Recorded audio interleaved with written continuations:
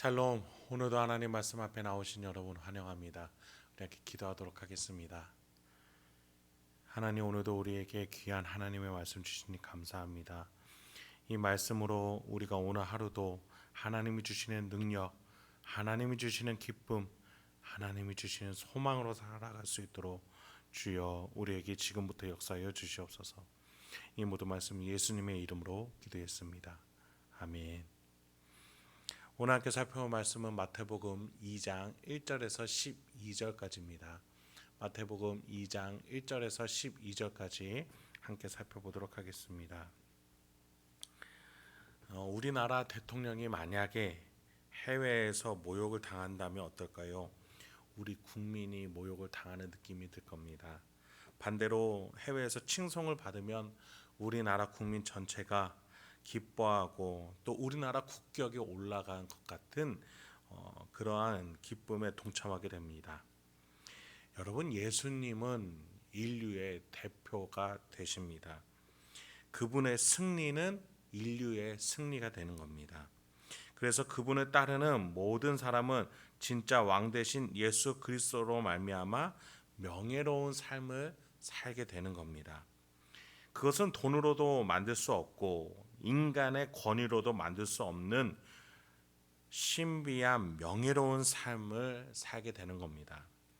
그래서 우리는 우리의 왕 대신 예수가 어떠한 인생을 살았고 어떻게 승리하여서 인류가 기쁨을 함께 누릴 수 있는지 우리는 알아야 하겠습니다. 오늘 본문에서는 진짜 왕 대신 예수 그리스도를 막아서려는 가짜 왕, 임시적인 왕 헤롯이 등장합니다. 1, 2절입니다. 헤롯 왕 때에 예수께서 유대 베들레헴에서 나심에 동방으로부터 박사들이 예루살렘에 이르러 말하되 유대인의 왕으로 나신 이가 어디 계시냐? 우리가 동방에서 그의 별을 보고 그에게 경배하러 왔노라 하니.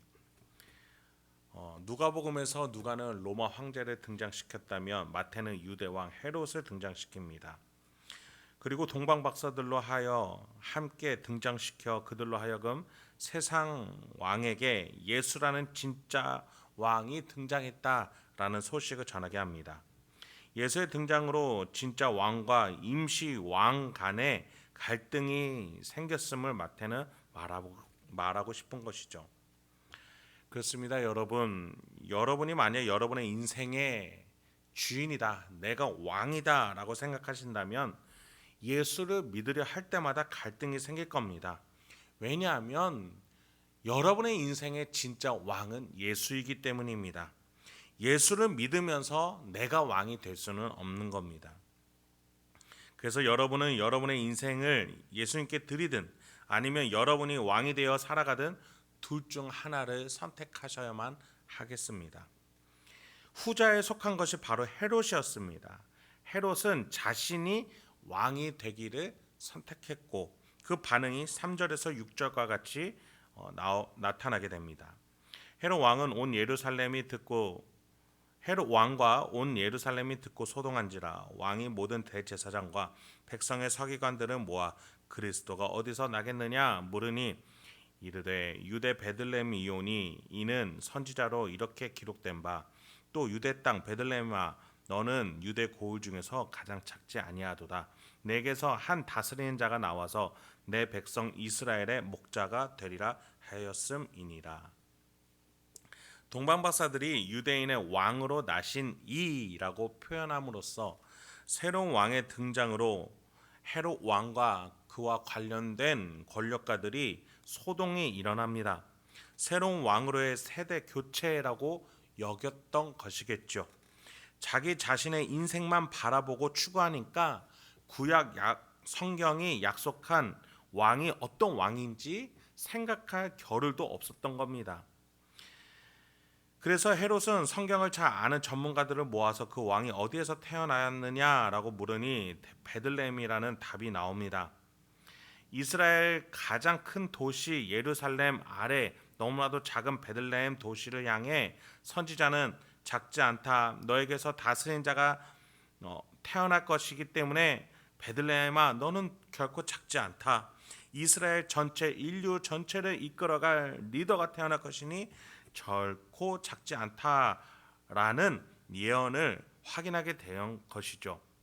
그렇다면 헤롯은 자신의 왕권이 위협을 받는 것이 아니라 인류 전체의 왕이 태어남을 기뻐하고 경배할 수 있어야 했던 것이지만, 헤롯은 자기 자신의 왕이 있고 싶었고 자기 자신을 방해하는 것으로 이 예언을 대적했던 겁니다. 그러니 구약 성경이 말해주는 이 복음을 거절했던 것이죠. 자신의 권세와 세력만 볼 줄 알았던, 자신의 인생에 자기가 왕이었던 헤롯은 이 예수가 또 이 새로운 왕을 쿠데타 세력으로 판단하고 막아 서려고자 7절과 8절과 같은 꾀를 냅니다. 이에 헤롯이 가만히 박사들을 불러 별이 나타날 때를 자세히 묻고 베들레헴으로 보내며 이르되, 가서 아기에 대하여 자세히 알아보고 찾거든 내게 고하여 나도 가서 그에게 경배하게 하라. 구약 성경이 예언한 왕은 이스라엘을 로마 제국으로부터 독립시키는 왕이 아니었습니다. 세속적인 왕을 말한 것이 아니었습니다. 쿠데타 세력이 아니었습니다. 그 왕이 나타나더라도 헤롯은 자신의 왕권에 위협을 받지 않았을 겁니다. 왜냐하면 구약 성경에 말하는 왕의 목적은 그 세속 왕권이 아니라, 정치 세력을 모으는 것이 아니라, 세상의 힘으로 싸우는 것이 아니라 하나님의 능력이요 하늘의 세계요 구원과 복음을 위한 것이었기 때문입니다. 그 왕은 과거로부터 미래까지 모든 인류를 포함하는 구속사의 하나님 나라의 왕이었습니다. 유대 왕이라는 자리는 예수라는 새로운 왕에게 너무나도 작고 보잘것없는 것, 신경 쓰지도 않는 것이었습니다.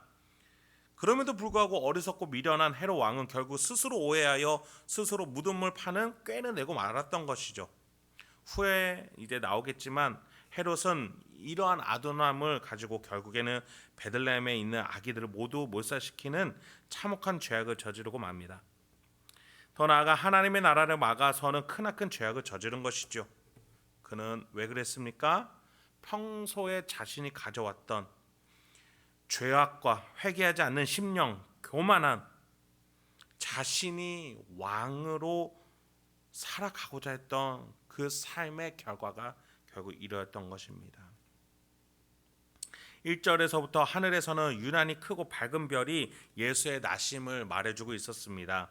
구약 성경은 예수 그리스도의 나심을 계속해서 또한 말해줬습니다.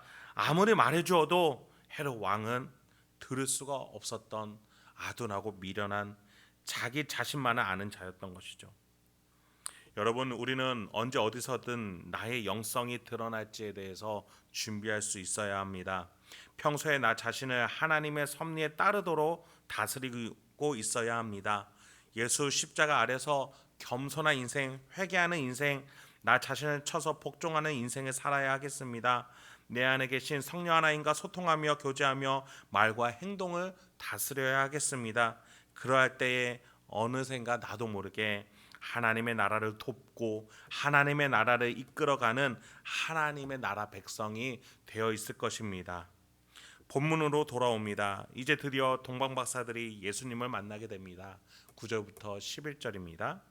박사들이 왕의 말을 듣고 갈새 동방에서 보던 그 별이 문득 앞서 인도하여 가다가 아기 있는 곳 위에 머물러 서 있는지라. 그들이 별을 보고 매우 크게 기뻐하더라. 집에 들어와 아기와 그의 어머니 마리아가 함께 있는 것을 보고 엎드려 아기께 경배하고 보배압을 열어 황금과 유향과 몰약을 예물로 드리니라. 그들은 꿈에 헤롯에게로 돌아가지 말라 지시하심을 받아 다른 길로 고국에 돌아가니라. 헤롯 왕은 박사들에게 구약 성경에서 베들레헴으로 나와 있다라고 전해주면서 그들을 베들레헴으로 보냅니다. 이어 하나님께서는 천체들의 주인이 되는 지구를 뛰어넘어 온 우주의 왕이 되시는 예수 그리스도께 주목하게끔 큰 별 하나로 동방 박사들을 인도하십니다. 그 별이 있는 곳을 박사들이 따라가니 베들레헴 작은 도시로 도착하게 됐습니다. 그곳에서 요셉과 마리아 그리고 아기 예수가 있었던 겁니다. 박사들은 그 예수께 보물을 바쳤습니다. 그 후에는 하나님께서 그 박사들에게 꿈으로 지시를 주셔서 헤롯에게 가지 못하게 하셨습니다. 헤롯은 얼마든지 하나님의 뜻과 메시지를 받을 수 있었습니다. 그러나 그는 끝까지 그리스도를 받을 준비, 자신의 인생의 진짜 왕을 받을 준비를 못했습니다. 나 자신을 왕으로 삼으니 결국 받아들이지 못하게 됐습니다. 그 결과 하나님은 헤롯에게 박사들이 가지 못하게 마지막 그에게 갈 수 있었던 복음의 기회가 전해지지 못하게 하나님은 막으셨습니다. 말씀을 마치겠습니다. 우리는 진짜 왕 예수 그리스도가 나의 주인이 되시도록 해야 하겠습니다. 결코 내가 나의 주인, 나의 인생에 내가 왕이 되어서는 안 되겠습니다. 내 인생에서 예수 그리스도가 왕으로 드러나야 하겠습니다. 여러분의 오늘 삶 가운데에 결정과 선택에 있어서 하나님의 창조와 심판을 기억하십시오. 예수의 용서와 사랑, 희생을 기억하십시오. 성령 하나님께서 여러분 안에 계심을 기억하십시오. 삼위일체 하나님과 함께 선택하고 말하고 결정하십시오. 그렇게 진짜 주인, 진짜 왕과 함께 명예롭게 살아가십시오. 그러할 때 여러분의 인생 하나님이 기뻐하시고 여러분이 가장 큰 풍요, 세상이 줄 수 없는 풍요를 누리시며 평안할 줄 믿습니다. 오늘도 우리 하나님과 함께 평화롭고 명예로운 하루를 보내시기 주님의 이름으로 축원드립니다. 함께 기도하도록 하겠습니다. 하나님, 오늘도 우리에게 귀한 하나님의 말씀 주시니 감사합니다. 주여, 우리 행복한 교회 성도님들과 제가 오늘 살아가는 데 있어서 하나님과 함께 살아갈 수 있게 하여 주시옵소서. 나의 왕, 진짜 왕 되시는 우리 예수 그리스도와 함께 살아갈 수 있게 하여 주시옵소서. 결코 내가 나의 인생의 주인, 인생의 왕이 되지 않도록 오늘도 쳐서 복종하여 삼위일체 하나님과 함께 살아갈 수 있도록 주여 인도하여 주시옵소서. 내 인생 가운데 성부 하나님의 섭리가 흐르고 있고 내 영혼 가운데에 예수 그리스도의 십자가로 구원받음의 확신이 있고 내 심령 안에 의지와 생각 안에 성령 하나님이 지금 내주교통하심을 믿으면서 오늘도 삼위일체 하나님과 함께 살아갈 수 있는 우리 행복한 교회 성도님들과 제가 될 수 있도록 인도하여 주시옵소서. 이 모든 말씀 예수님의 이름으로 기도했습니다.